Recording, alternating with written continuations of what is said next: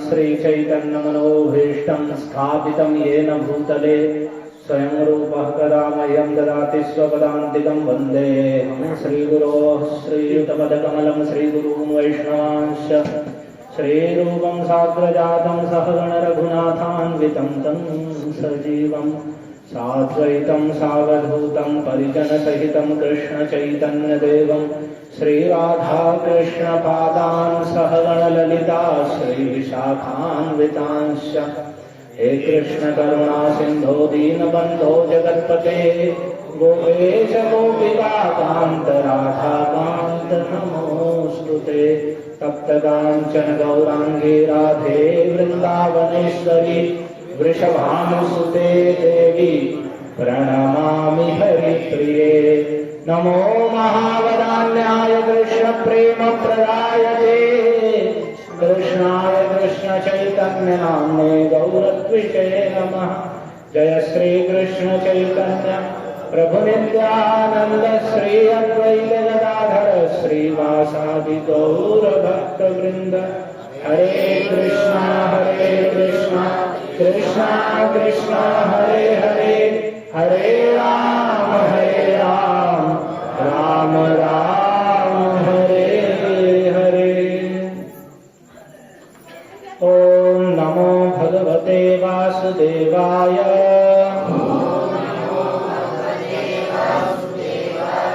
ओम नमो भगवते वासुदेवाय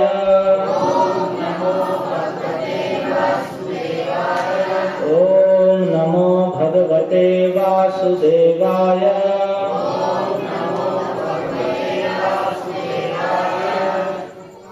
हरे कृष्ण।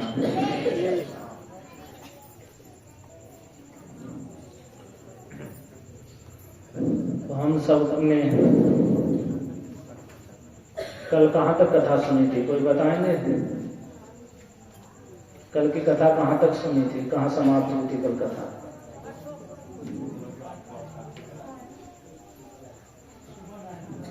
जवाब यही नहीं बता सकते कथा कहाँ बंद हुई है, तो कथा क्या हुई है इसका क्या पता। तो पूतना पे तो कथा चली रही है, शुरू से ही पूतना पे ही चल रही है कथा।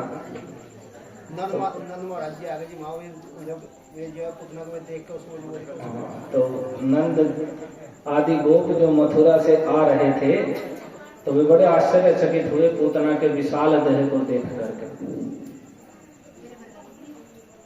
और फिर जितने भी ब्रजवासी गोप थे जो वहां पहले से थे, उस समय वे पूतना के देह को काट करके अलग अलग स्थानों पर रख रख के जला रहे थे।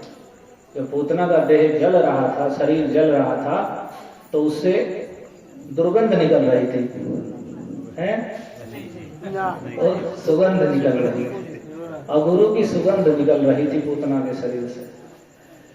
तो यहाँ पर सुखदेव जी ने कहा कि देखो क्यों ना निकले जिसका स्तनपान स्वयं श्री भगवान ने किया है, भगवान के स्पर्श से तत्काल उसके सारे सपद्याहत पाप मना सपति तत्काल ही उसके सारे पाप पूर्ण रूप से नष्ट हो गए। तो इसलिए जब उसका शरीर जलने लगा तो भगवान का स्पर्श होने से उसका शरीर भी शुद्ध हो चुका था, तो उसमें से सुगंध निकलने लगी। तो भगवान का नाम इतना पवित्र है कि वो जिसे स्पर्श करेगा वो कैसा ही क्यों ना हो, वह पूर्ण रूप से पवित्र हो जाएगा। श्री ब्रह्मांड पुराण में रोमहर्षण सूत को व्यास देव जी ने जब उपदेश दिया हरे कृष्ण महामंत्र का, तो उन्होंने यही प्रश्न किया पहले उनसे, यत्त्वया कीर्तितम नाथ हरिनामेति संज्ञितम मंत्रम ब्रह्म पदम सिद्धिकरम तद्वदनो विभो, कि हे नाथ, रोमहर्षण जी व्यासदेव के शिष्य हैं जिन्हें उन्होंने पुराण पढ़ाए हैं। तो उन्होंने कहा कि आपने जो हरिनाम जिसकी संज्ञा है और ब्रह्म पद की सिद्धि कराने वाला है, उसे आप मुझे बताइए। तो उनके ऐसा कहने पर व्यासदेव जी बोले, ग्रहणाद यस्य मंत्रस्य देहि ब्रह्ममयो भवेत सद्यः पूतः सुरापोपि सर्व सिद्धियुतो भवेत, कि देखो जिस मंत्र को ग्रहण करने से जो देहधारी जीव है वो ब्रह्ममय हो जाता है, यानी भगवानमय हो जाता है, उसके अंदर बाहर भगवान विराजने लगते हैं। और यहां सुनिए सभी, इधर उधर ध्यान मत ले जाइए। जिस मंत्र व्यास देव जी ने, किसके बीच में वार्तालाप चल रहा है? व्यास देव को रोमहर्षण उनके शिष्य हैं जिन्हें उन्होंने पुराण पढ़ाए हैं। उन्होंने पूछा कि मुझे बताइए, हरे नाम की संज्ञा जिसे कही गई है, हरे नाम से जो कहा जाता है, जो भगवान के धाम की सिद्धि कराने वाला है, उस मंत्र को बताइए। तो व्यास देव जी ने कहा, देखो जिस मंत्र को ग्रहण करने से देहधारी जीव ब्रह्ममय भगवानमय हो जाता है, वो सत्य पूतक सुरापों की सर्व सिद्धि तो भवे। सुरापान करने वाला व्यक्ति भी जिसको ग्रहण करने से तत्काल पवित्र होकर सर्व सिद्धि से युक्त हो जाता है। तत्काल, जैसे भगवान के स्पर्श से तत्काल पूतना शुद्ध हो गई, तो वे कह रहे हैं वैसे ही जिस मंत्र को ग्रहण करने से सुरापान करने वाला व्यक्ति भी तत्काल पवित्र होकर के सर्व सिद्धि युतो भवे, सर्व सिद्धि से युक्त हो जाता है। तदहम ते विधास्यामि महाभागवतो यसी, तुम महाभागवत हो, भगवान के बहुत बड़े भक्त हो, इसीलिए मैं उस गूढ़ रहस्यात्मक मंत्र को तुम्हें बताऊंगा। तो क्या मंत्र बताया उन्होंने? हरे कृष्ण कृष्ण कृष्ण हरे हरे, हरे राम राम राम हरे हरे। इति षोडशगम नाम त्रिकाल कल्मषापहम्। व्यासदेव जी ने कहा, व्यासदेव कौन है? भगवान के ही कलावतार हैं, जिन्होंने सारे वेद शास्त्र को लिपिबद्ध किया है, लिखा है सारे पुराणों को, वेदों को। तो वे क्या कह रहे हैं? इति षोडशकम नाम, ये तो 16 नाम है इसमें भगवान के। ये षोडशक है भगवान के नामों का। हरे कृष्ण कृष्ण कृष्ण हरे हरे 8, हरे राम राम राम हरे हरे 8। तो ये 16 नाम है भगवान के। जैसे त्रिकाल कल्मषापहम्, ये त्रिकाल, भूतकाल, वर्तमान काल, भविष्य काल, तीनों कालों के कल्मषों का, पापों का नाश कर देने वाला है। केवल पहले किए हुए पाप ही नहीं, वर्तमान में जो पाप और जो भविष्य में होंगे, हृदय में पाप वासना के रूप में भरे हुए हैं, उन सारे के सारे पापों को, कल्मषों को नष्ट कर देने वाला। और फिर करें नातः परतरोपायः सर्व वेदेषु दृश्यते। देखो सारे वेदों में, सर्व वेदेषु, सारे वेदों में इससे बढ़कर कोई भी उपाय नहीं है। नातः परतर, व्यासदेव बोल रहे हैं जिन्होंने वेदों को लिपिबद्ध किया है। करें नातः परतरो, इससे पढ़कर, इससे बढ़कर कोई भी उपाय, इससे बढ़कर कोई भी साधन या श्रेष्ठ अंग, भक्ति का अंग और कुछ भी नहीं है। सर्व वेदों से, सारे वेदों में देखने पर भी इससे बढ़कर कुछ नहीं है। ये भगवान के 16 नाम हैं, जो तीनों कालों के, भूत भविष्य वर्तमान, सुबह दोपहर शाम, तीनों कालों के सारे पापों को, कल्मषों को नष्ट कर देने वाला। और इस बोलने मात्र से, जिह्वा स्पर्श से चांडाले सवारे उद्धारे, जिह्वा से स्पर्श होने मात्र से चांडाल पर्यंत सबका उद्धार कर सकता। तो जैसे भगवान का स्पर्श से पूतना जैसी खून पीने वाली राक्षसी तत्काल पवित्र हो गई, उसके शरीर में से भी सुगंध निकलने लगी। जिसने जीवन भर रक्तपान किया था, उस राक्षसी के शरीर से भगवान का स्पर्श होने से सुगंध निकलने लगी। तो जैसे भगवान का स्वरूप चिन्मय है, सच्चिदानंद स्वरूप है, वैसे ही भगवान का नाम भी है। जितनी भगवान में शक्ति है, उतनी भगवान के नाम में है। नाम के रूप में स्वयं भगवान ने ही अवतार ग्रहण कर रखा है। कली काले नाम रूपे कृष्ण अवतार, कलयुग में नाम के रूप में ही कृष्ण का अवतार है। जो कृष्ण है वही नाम है। जितनी कृष्ण में शक्ति है, उतनी कृष्ण के नाम में शक्ति है।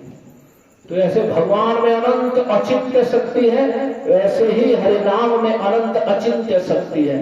वह भी स्पर्श मात्र से ही तत्काल चांडाल पर्यंत सबको पवित्र कर देने वाला और उद्धार कर देने वाला।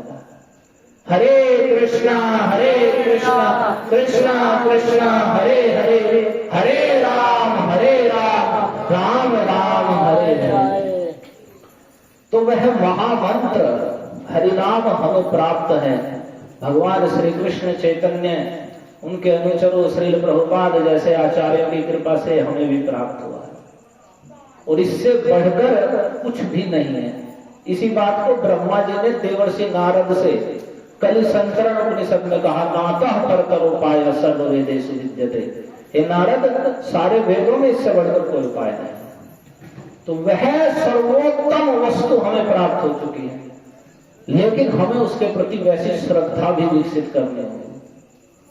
हमारे हम ऐसे हो गया है जैसे किसी गंवार को बहुत बड़ा रत्न मिल जाए और वह उसका मूल्य समझ ही ना सके, वह सोचने लगे तो साधारण नहीं है। जैसे किसी धोबी को कहीं हीरा मिल गया तो वह चमक रहा था, तो उसने सोचा पता नहीं क्या चमकती चीज है, और उठा करके उसने अपने गधे के गले में बांध लिया, तो उसे उसका मूल्य ही नहीं पता था। तो बीच में कोई जा रहा था ऐसे ही, जो जोहरी था, उसने देखा ये तो गधे के गले में हीरा बांध के घूम रहा है, इसे पता ही नहीं है कि क्या वस्तु है। तो पहले उसने पूछा कि इसके गले में क्या है, तो उसने कहा ये तो पत्थर सा मुझे मिला चमकता हुआ, मैंने ले लिया, अच्छा लगा तो उसके गधे, मैंने सोचा इसके गले में बांध दो। तो वह समझ गया, उसने कहा कितने पैसे लोगे, इसे दे दो। तो उसने 10-5 रुपए में उसे दे दिया कि ले लो, मैं क्या करूंगा इसका, ले जाओ कुछ पैसे बनेंगे, और उसने ले लिया। तो हमारी अवस्था वैसे उस धोबी जैसी है कि हमें महामूल्यवान, जिसका कोई मूल्य ही नहीं है, जो साक्षात भगवान ही अपने नाम के रूप में, वो हरिनाम महामंत्र हमें प्राप्त हो गया है, और हम उसमें दृढ़ विश्वास नहीं कर पा रहे हैं। जो स्पर्श मात्र से, उच्चारण मात्र से सुरापान करने वाले को तत्काल पवित्र करके सर्व सिद्धि से युक्त कर देता है, वो हरिनाम हमें प्राप्त है, जिससे बढ़कर सारे वेदों में कोई उपाय नहीं है। ब्रह्मा जी कह रहे हैं, वेद व्यास कह रहे हैं, स्वयं भगवान श्री कृष्ण चैतन्य कह रहे हैं। तो हमें उसमें श्रद्धा करनी है कि हमें सर्वोत्तम वस्तु भगवान श्री कृष्ण चैतन्य महाप्रभु की कृपा से प्राप्त हो चुकी है, हमें दृढ़ श्रद्धा पूर्वक उसे ग्रहण करना है। सर्व सिद्धि उससे होगी, सर्व सिद्धि जो हम चाहते हैं, जो हमें आवश्यक है इस लोक में, परलोक में और गोलोक में, वो सब कुछ हमें प्राप्त होगा। तो हमें इसमें श्रद्धा करनी है। चैतन्य महाप्रभु ने कहा, नाम नामाकार्य बहुधा निज सर्व शक्ति तत्रार्पिता। भगवान के अनेकों नाम हैं और उन्होंने अपनी सारी शक्ति अपने नाम में अर्पित कर दी है। और एक अच्छी चीज देती है कि भगवान के नाम को गाने में कोई समय की पाबंदी नहीं है कि कोई समय आएगा। जैसे कुछ लोग सोचते हैं, कहते हैं कि भाई आप माला ले लो, बोले आज नहीं लेंगे, आज तो शनिवार है, कल को लेंगे। या किसी को कहोगे एकादशी तक शुरू करो, एकादशी रखो। भगवान से अभिन्न एकादशी है और भगवान के चरणों में भक्ति देने वाली, सारे पापों को नष्ट करने वाली और सारी सुख समृद्धि को देने वाली एकादशी तिथि है। आप एकादशी का उपवास रखो, तो उसमें भी बहाने करते नहीं, इस वाली एकादशी से नहीं, अगली वाली से रखेंगे, उससे अगली वाली से रखेंगे, उस एकादशी से रखेंगे। तो ये हमारी बहुत अज्ञानता है। जब हमें वस्तु है प्राप्त हुई है, महत्वपूर्ण वस्तु, तभी से हमें ग्रहण करते हैं। जब आंख खुल जाए तभी सवेरा हो गया, ये जान लेना चाहिए। तो जब हमें हरिनाम मिला है, एकादशी आदि के विषय में जान रहे हैं, तभी हमें उसे ग्रहण कर लेना है। भगवान के नाम को ग्रहण करने में कोई समय, काल, स्थिति, परिस्थिति का कोई पाबंदी या नियम नहीं है। किसी भी समय, किसी भी अवस्था में, पवित्र हो अपवित्र हो, मुख से भगवान के नाम का उच्चारण करना चाहिए, गाना चाहिए। हरे कृष्णा कृष्णा कृष्णा हरे हरे, हरे राम राम राम हरे। तो भगवान ने स्तनपान किया था तो पूतना पवित्र हो गई, उसके शरीर से भी सुगंध निकलने लगी। सुखदेव जी ने कहा, भगवान को मारने के उद्देश्य से आई हुई राक्षसी ने उन्हें स्तनपान कराया, वह भी सदगति को प्राप्त कर गई। तो जो श्रद्धा और भक्ति से परमेश्वर परमात्मा भगवान श्री कृष्ण को अपनी प्रियतम वस्तु प्रदान करते हैं अनुराग पूर्वक, माता की भांति, तो उनके विषय में तो कहना ही क्या है। और इस बात पर इतने रुके हैं सुखदेव जी कि एक बड़े आश्चर्य की बात है, भगवान की दयालुता कितनी है। पदभ्याम भक्ति हृदय स्थाभ्याम वंदाभ्याम लोक वंदितै, कि देखो भगवान के जो चरण कमल हैं, कृष्ण के चरण कमल कैसे हैं? भक्ति हृदय स्थाभ्याम, वे भक्त उनके हृदय में स्थित रहते हैं। भगवान के चरण कमल कहाँ रहते हैं? तो जो कृष्ण के भक्त हैं उनके हृदय में भगवान अपने चरण कमलों को रख देते हैं। उन चरण कमलों की विशेषता क्या है? तो कह रहे हैं वंद्याभ्याम लोक वंदितै, जो लोक के द्वारा, संसार के द्वारा जिनकी वंदना की जाती है, वे ब्रह्मा शंकर इंद्र दुर्गा आदि देव देवी गण, उन सबके द्वारा उन भगवान के चरण कमलों की वंदना की जाती है। भगवान के चरण कमल सबके वंदनीय है, सब लोग देवताओं की वंदना करते हैं, और वे लोक वंदित, संसार जिनकी वंदना करता है, वे जिन भगवान के चरण कमलों की वंदना करते हैं, ब्रह्मा शंकर आदि देवताओं के द्वारा भी भगवान के चरण कमल वंदित हैं, वे भक्तों के हृदय का धन हैं। भला उन चरणों से, उन चरण कमलों से भगवान ने पूतना का आलिंगन करके, ऐसे पकड़ के पूतना को, उसके पूरे शरीर को भगवान ने अपने हाथों से, चरण कमलों से पकड़ करके जिसका स्तनपान किया है, या तो धान्य की स्वर्गमवाप जननी गति, माना कि वह राक्षसी थी, फिर भी उसे उत्तम से उत्तम गति जो माता को मिलनी चाहिए वह प्राप्त हुई भगवान के चरण कमलों का स्पर्श होने के कारण। क्यों? क्योंकि वे लोग, ये बड़ी समझने की बात है, बड़ी लोगों को समस्या रहती है। जब कह रहे थे कृष्ण परमेश्वर है, सभी देवी देवता भगवान के सेवक हैं, उनके चरणों की आराधना करते हैं, देवताओं के पास जो शक्ति सामर्थ्य है वो भगवान का दिया हुआ है, और जो भी भगवान का, जो उनमें वरदान देने की क्षमता वो भी भगवान की दी हुई है, जो शक्ति सामर्थ्य है वो भी भगवान का दिया हुआ है, और वे सब भगवान के चरण कमलों की वंदना करते हैं। तो जब हम भगवान के चरण कमलों की वंदना करते हैं तो सहज ही सबकी तृप्ति संतुष्टि हो जाती है। वे देवता उस भक्त पर ये नहीं है कि कोई भगवान के चरण कमलों की आराधना कर रहा है तो कोई देवता सोचेगा कि अरे मैं वो नाराज हो जाएगा, कि शिव जी नाराज हो जाएंगे, दुर्गा देवी नाराज हो जाएंगे, नहीं, बल्कि ये सभी देवता और प्रसन्न हो जाते हैं कि यह अब वास्तविक जो गणतव्य है, अंतिम जो स्थिति है, भगवान के चरण कमलों की आराधना वहां को पहुंच गया है, और यही देव पूजा का अंतिम लक्ष्य है। शास्त्रों में जो विभिन्न देव पूजा बताई गई है उसका उद्देश्य यही है कि उसे धीरे धीरे शुद्ध करके भगवान के चरण कमलों की भक्ति की ओर ले जाया जाए।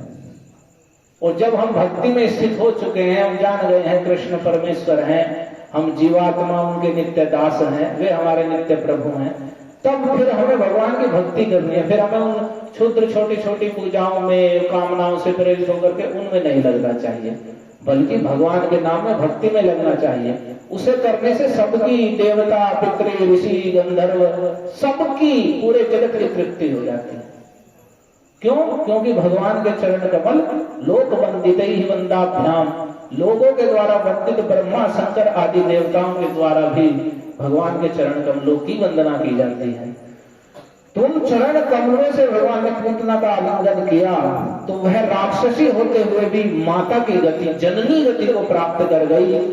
तो अब वे कह रहे हैं कि हे परीक्षित, तुम उनके विषय में सोचो, उन ब्रज की, उन गोपियों के विषय में, उन गायों के विषय में, जिन्होंने, जिनका स्तनपान, जिनके स्तन का दूध भगवान ने बड़े प्रेम से पिया है, उन गायों और माताओं के विषय में तो कहना ही क्या है। सभी गोपियाओं का, जितने भी ब्रज की जितने भी गोपियां हैं और जितनी गायें हैं, सबका स्तनपान किया है भगवान ने। कैसे किया है? तो वैसे भी सभी गोपियां अपना, क्योंकि कृष्ण के प्रति सबका स्नेह अपने पुत्रों से भी अधिक था, तो सभी गोपियां स्तनपान कृष्ण को कराना चाहती थी, लेकिन सबकी अभिलाषा पूरी नहीं हो रही थी। इसलिए भगवान की इच्छा से ही ब्रह्मा जी को मोह में करके ब्रह्मा जी ने सारे बछड़े और सारे ग्वाल बाल को चुरा लिया था। और ये कथा पहले हुई थी जन्माष्टमी पे। तो जब ब्रह्मा जी ने सारे गोप ग्वालों को चुरा लिया था तो उस समय भगवान ही सब गोप बच्चों के रूप में और बछड़ों के रूप में हो गए थे। जितने भी गोप बच्चे थे और जितने बछड़े थे, सब कृष्ण ने ही उन सब रूपों में हो गए, और सभी गायों का दूध पिया, सभी माताओं के पास, सभी माताओं का स्तनपान। तो उसी बात को कह रहे हैं कि परीक्षित विचार करो, उन गायों और माताओं की क्या स्थिति होगी जब पूतना जैसी राक्षसी का एक बार वो भी विष लगा हुआ स्तनपान करके जननी गति मिली, तो उनकी महिमा सोचो, उन गायों की, उन गोपियों की क्या महिमा है जिनका बड़े प्रेम से भगवान ने स्तन का दूध पिया है, उनकी तो महिमा क्या कही जाए। फिर आगे कह रहे हैं, देखो भगवान देव की पुत्र केवल याद अखिल पदा, भगवान जो देव के पुत्र हैं, यशोदानंदन श्री कृष्ण हैं, वे केवल मोक्ष आदि सब कुछ प्रदान करने वाले हैं, सब कुछ अखिल प्रदा, कह रहे हैं सब प्रकार की मुक्ति और सब कुछ देने वाले भगवान यशोदानंदन श्री कृष्ण हैं। तो उन्होंने व्रज की गोपियों और गायों का वह दूध जो भगवान के प्रति प्रेम होने से, पुत्र भाव होने से, स्नेह की अधिकता के कारण स्वयं ही झरता रहता था। इतना स्नेह था, जब भी कोई गोपियां कृष्ण को देखती या गाय कृष्ण को देखती तो उनके स्तनों में अपने आप ही दूध आने लगता था। वो गाय को पसवाने की और बछड़ा छड़ने की आवश्यकता नहीं पड़ती थी। अगर भगवान जाके दूध पीने लगे गाय का, तो अपने आप ही वे जितनी भी ब्रज की गाय थी वह भगवान को दुग्ध पान कराती थी। तो उन सभी का भगवान ने भर पेट पान किया था भगवान ने, जो कि सब कुछ प्रदान करने वाले हैं। और सभी की सभी वे गायें और गोपियां नित्य निरंतर कृष्ण को अपने पुत्र के रूप में ही देखती थी। तो फिर उन माताओं को, उन गायों को जन्म मृत्यु के संसार चक्र में कभी नहीं पड़ सकती हैं, क्योंकि यह संसार तो अज्ञान के ही कारण है। तासाम अव्यतम कृष्णे कुर्वतीनां सुते क्षणम न पुनः कल्पते राजन संसारम ज्ञान संभवा। ये संसार तो अज्ञानता के कारण प्राप्त होता है। अज्ञानता क्या है? तो भगवान से विमुख होना ही अज्ञानता है। जैसे अंधकार क्या है? तो प्रकाश से, सूर्य से विमुख होने का मतलब है अंधकार में जाना। तो कृष्ण के चरण कमलों को छोड़ करके अन्यत्र कहीं जाना अज्ञान है। तो जो उन माताएं, जो गाय कृष्ण को अपना पुत्र के रूप में जानती थी, जिनके स्तनों से दूध स्वयं ही स्नेह की अधिकता के कारण झरता रहता था, और भगवान पूरे आनंद से भर पेट जिनका स्तनपान करते थे, हे परीक्षित, वे कभी भी जन्म मृत्यु के संसार में कभी नहीं पड़ सकते हैं। अर्थात वे तो भगवान के नित्य पार्षद, नित्य भगवान के संगीगण हैं। वे कभी संसार में और संसार के दुख नहीं भोग सकते हैं। भला एक पूतना जैसी राक्षसी विष से लगा हुआ दूध पिलाने से जननी गति को प्राप्त कर सकती है, तो इनकी महिमा तो कही नहीं जा सकती, इन व्रज के गोपियों की और गायों की। फिर उसके बाद कह रहे हैं, कटक भूमस्य सौरभ्यम अवग्राय प्रजो कसक किमितम कुत एवेति वदन्तो व्रजमाययुः। जो नंद आदि गोप थे, पहले उन्होंने वह आश्चर्य देखा, इतना बड़ा शरीर, जहां जहां टुकड़े जल रहे हैं। तो जब वह सुगंध आ रही थी तो पूतना के जो अंग जल रहे थे उसके चिता के धुएं से जब सुगंध पहुंची तो वे सब चर्चा करने लगे, किमितम कुत एवेति, ये सुगंध कहां से आ रही है? ये किसी की सुगंध है, कहां से आ रही है? इतनी सुगंध आ रही है, यह क्या है और यह सुगंध कहां से आ रही है? ऐसे में सभी आपस में चर्चा करने लगे। और चर्चा करते करते, क्योंकि बहुत लंबा एरिया है, 18 किलोमीटर तक का शरीर पड़ा है, तो यात्रा करते हुए ये आपस में चर्चा करते हुए क्या हो गया, कैसी सुगंध आ रही है। वे सब के सब ब्रज में पहुंचे। तो जब ब्रज में पहुंचे तो ब्रज में पहुंचने पर वहां के जितने गोप पहले से थे, उन सब ने उन्हें पूतना के आने से लेकर वो कैसे सुंदर स्त्री का रूप बना के आई और कैसे उठा करके स्तनपान कराने लगी, कैसे विशाल राक्षसी हो गई, कैसे मर गई, वह सारी बात उन्होंने नंद बाबा को बताई। और जैसे उन्होंने सुना और फिर उन्होंने ये भी बताया कि पूतना मर गई और कृष्ण को उठाकर ले गई और कृष्ण पूर्ण रूप से सुरक्षित थे, उनका कुछ भी नहीं बिगड़ा है, बिल्कुल कुशल पूर्वक हैं, स्वस्थ हैं। तो ऐसा सब सुन करके वे बड़े आश्चर्यचकित हुए, सुविस्मिता अत्यंत।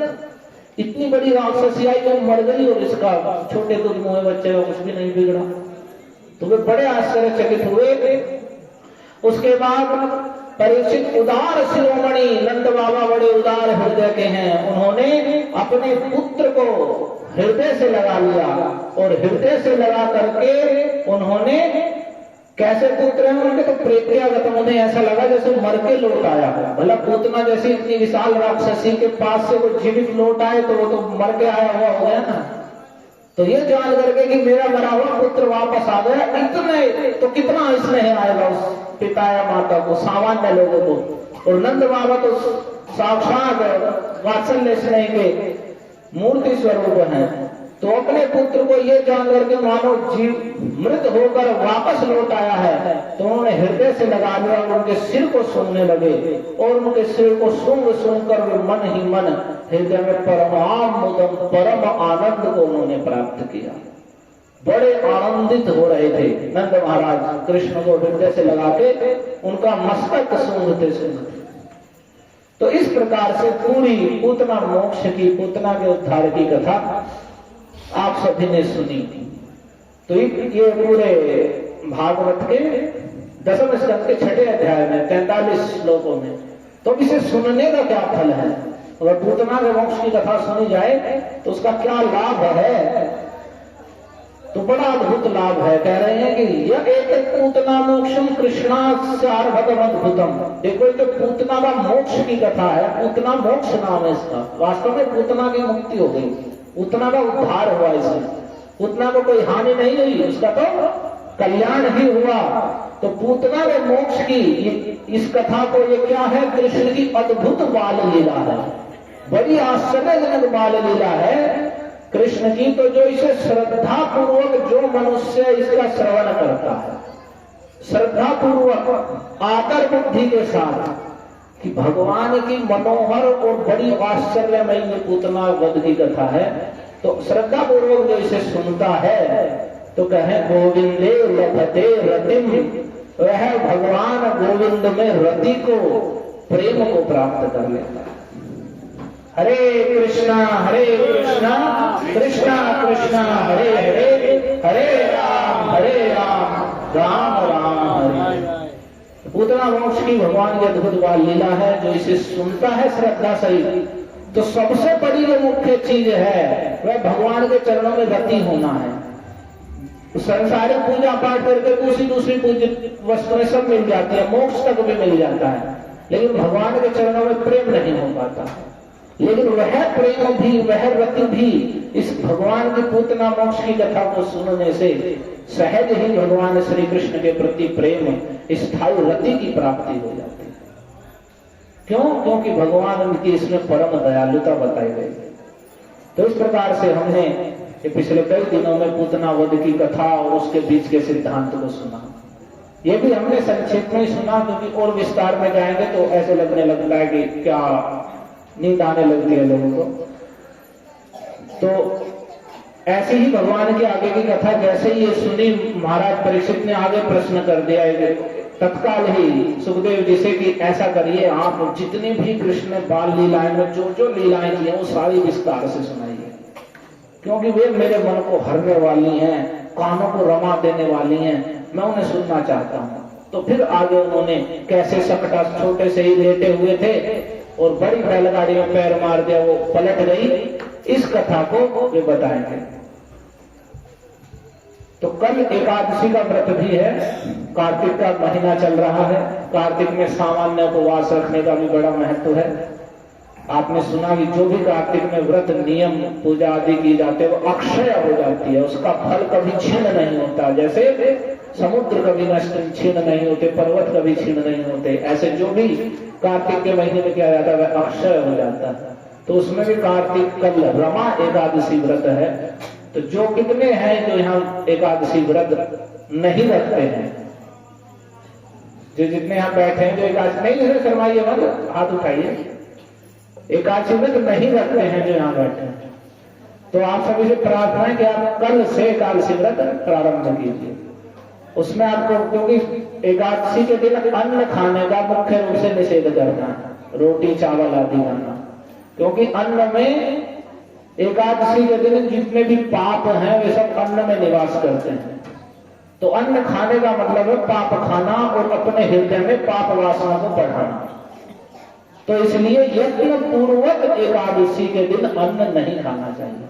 अगर आप ज्यादा व्रत भी नहीं रख सकते, भूखे नहीं रह रहे हैं तो कोई बात नहीं, दूसरे फल जल दूध आदि जो खाने योग्य है उपवास में खा लीजिए, पर अन्न का तो निषेध करना ही चाहिए एकादशी। आलू आदि शकरकंद बहुत कुछ चीजें हैं। और कल को रमा एकादशी बड़ी महत्वपूर्ण है। इस कथा की एकादशी, कल एकादशी कथा में भी ऐसा ही है कि एक राजा थे मुचकुंद नाम के, वे भगवान के बड़े भक्त थे।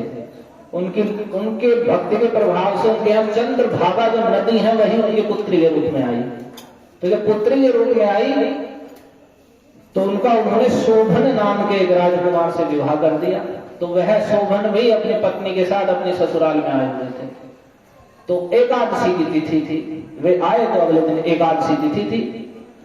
तो उसमें पूरे नगर में डंका पिटवा दिया गया, कल एकादशी है, कल के दिन कोई भी अन्न नहीं खाएगा। ऐसे ऐसे राजा थे, पूरे राज्य का लोग ही एकादशी रहते थे।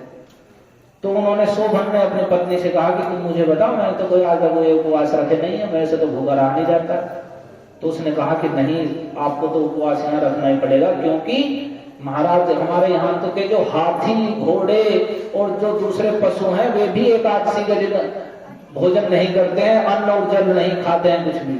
तो यहाँ के तो हाथी घोड़े और दूसरे पशु भी एकादशी का उपवास रखते हैं। ऐसे में यदि आप खाएंगे तो आपकी बड़ी निंदा होगी कि देखो एक एकादशी भी नहीं रह सके, तो इसलिए आप उपवास रखिए। तो उसके कहने से उसने कहा कि चलो जो भी देव का विधान है, जो होगा सो होगा, पर मैं उपवास रखूंगा। तो उसे अभ्यास नहीं था, उसने उपवास रखा।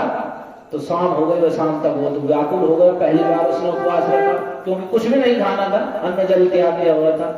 तो ऐसे रात्रि हुई, पर वह रात्रि एकादशी भी महत्वपूर्ण है। रात्रि में भी एकादशी में कम सोना चाहिए और भगवान का कीर्तन जागरण करना चाहिए, ऐसा विधान है। तो भक्तों के लिए तो आनंदकारिणी होती है, लेकिन उनके लिए वह दुखदायिनी हो गई। रात्रि में होते होते, सुबह होते होते शोभन का शरीर छूट गया, मृत्यु को प्राप्त हो। तो मृत्यु को प्राप्त हो गए, लेकिन रमा एकादशी का व्रत रखने के कारण वे मंदराचल पर्वत पर एक बड़े ही देवोपम नगर में, और वहां के राजा हो गए, राजकुमार, वो देवताओं जैसा सुंदर स्वरूप धारण करके वहां उस नगर को उन्होंने प्राप्त कर लिया, जो सब प्रकार की रिद्धि समृद्धि सब भोग ऐश्वर्य से संपन्न था, केवल उस व्रत के प्रभाव से। तो लेकिन उसका देहांत हो गया, तो राजा ने राजोचित रूप से अब उसका अंतिम संस्कार किया। उसके बाद जो चंद्रभागा थी वह वहीं पिता के घर में ही रहने लगी। अब उनके उसी नगर में सोम शर्मा नाम के श्रेष्ठ ब्राह्मण थे। तो वे तीर्थ यात्रा के लिए भ्रमण करते हुए गए, तो वे उस नगर में ही पहुंच गए मंदराचल पर्वत पर। बड़े तपस्वी थे, तो उन्होंने दूर से ही देखकर शोभन को पहचान लिया कि ये तो शोभन है, चंद्रभागा का पति, इसका ऐसे देहांत हो गया था। तो वे उसके पास गए, उसने भी पहचान लिया तो सोम शर्मा ब्राह्मण है मुचकुंद नगर के। तो उन्होंने उनका आदर सत्कार किया। तो उसने कहा कि देखो, मैंने एकादशी रमा एकादशी रख ली थी, जैसे भी अश्रद्धा पूर्वक ही रखी थी, लेकिन उसके प्रभाव से भी मुझे नगर और स्थान प्राप्त हो गया है। लेकिन फिर भी मुझे लगता है ये सदा नहीं रहेगा, ये नष्ट हो सकता है। तो ये बात तो मेरी पत्नी को जाकर बता देना। अब वे सोम शर्मा ब्राह्मण वहां से आए मुचकुंद नगर में, उन्होंने आकर के वे सारी बात बताई। तो जैसे ही चंद्रभागा ने सुना तो उन्होंने कहा कि मैं अपने उनसे मिलना चाहते हूँ, अपने पति से। तो वे उन्हें लेकर के उस स्थान पर गए, और वहां एक दूसरे ऋषि थे, उनके आश्रम में रुके। और एकादशी, क्योंकि उसने जीवन भर चंद्रभागा ने एकादशी को भली भांति अन्न जल आदि का त्याग करके रखा था, तो एकादशी व्रत के प्रभाव से और ऋषि के आशीर्वाद के प्रभाव से सुंदर देव शरीर को प्राप्त कर गई। और जाकर के फिर वह शोभन के साथ उनके वाम भाग में उसी आसन पर विराजित हो गई। और उसके एकादशी के प्रभाव से, चंद्रभागा की एकादशी के प्रभाव से वह नगर को उसने स्थिर कर दिया कि कल्प के अंत तक, यानी 1000 चतुर्युग तक वह नगर ऐसे ही सब प्रकार की सुख समृद्धि से युक्त होकर ऐसे ही रहेगा, कभी नष्ट नहीं होगा। इस प्रकार से वह चंद्रभागा शोभन के साथ निवास करने लगी। तो अन्य जाने ये कथा कौन सुना रहे हैं? तो स्वयं भगवान श्री कृष्ण युधिष्ठिर जी को सुना रहे हैं कि कार्तिक के कृष्ण पक्ष की रमा एकादशी तक। फिर उसके बाद भगवान ने कहा तो ये जो एकादशी तिथि है, रमा एकादशी है, जो भी एकादशी है वह कल्पतरु के समान और कामधेनु के समान है। जैसे कामधेनु और कल्प वृक्ष होता है, सब प्रकार के अभिलाषा पूर्ति करने वाला, वैसे ही एकादशी तिथि है। चाहे वह कृष्ण पक्ष की हो या शुक्ल पक्ष की, वह समान रूप से कल्याण करने वाली है। जैसे गाय काली हो या सफेद, उसका दूध वैसे ही पुष्टिकारक होता है। तो एकादशी व्रत यत्न पूर्वक एकादशी के दिन अन्न का त्याग करना चाहिए। और सबसे बड़ी बात, भगवान के चरण कमलों में भक्ति उत्पन्न कराने वाली एकादशी है। भक्तेश्च दीपनी विष्णु, इसलिए एकादशी को अवश्य ही अन्न का त्याग करना चाहिए। भगवान ने कहा है उसमें ही पद्म पुराण में एकादशी महात्मा में कि एकादश्याम तो योन्नम भुक्ते पापम भुनक्ति सा यह लोग एक चांद डालो मृत्युः प्राप्नोति दुर्गति, कि जो एकादशी के दिन अन्न खा रहा है वो पाप खा रहा है, वह इस लोक में चांडाल के समान है और मरने पर दुर्गति को प्राप्त होता है।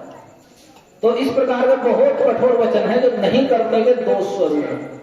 तो हमें इतना महत्वपूर्ण और ये सब चीजें सुनने को प्राप्त हो रही हैं, और हम अपने जीव के या थोड़ा सा भी हम कष्ट ना सहले, बस पेट भर भर के ठूस ठूस के रखें और थोड़ा सा आत्म कल्याण के लिए उपासना रख सकें, तो ये हमारी बहुत बड़ी कमी है। तो और बहुत से व्रत रखने की, जो एकादशी व्रत रख रहे हैं हमने आवश्यकता नहीं है, छोटे छोटे व्रत रखते हैं, बल्कि जो एकादशी व्रत कर रहे हैं, हरिनाम जप रहे हैं, उन्हें करवा चौथ और होली आदि रखने की भी आवश्यकता नहीं है, और बेशक रख लें, लेकिन वे सारी अभिलाषाएं और सुरक्षा भगवान से सहज प्राप्त होती है।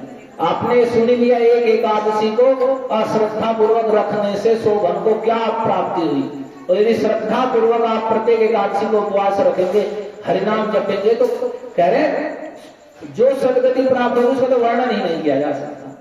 तो ऐसा वस्तु हमें सहज प्राप्त है, हमारा परम कल्याण करने वाली, तो हमें उसे ग्रहण करना। तो जितने भी आप सब लोग हैं जो नहीं रखते, उनसे प्रार्थना है कि कल से ही 15 दिन में एक एकादशी आती है, तो एकादशी के दिन उपवास रखें, अन्न का त्याग करें और हरे कृष्ण महामंत्र का जप करें। और कार्तिक में महत्वपूर्ण है, तो विशेष रूप से एकादशी व्रत आप सभी को रखना चाहिए। हरे कृष्णा कृष्णा कृष्णा हरे हरे, हरे राम राम राम हरे हरे। ग्रंथराज श्रीमद् भागवतम की जय, श्री दामोदर मास की जय, कार्तिक मास महामहोत्सव की जय, जगद्गुरु श्रील प्रभुपाद की जय, पूतना वधकारी भगवान यशोदा नंदन श्री कृष्ण चंद्र की जय।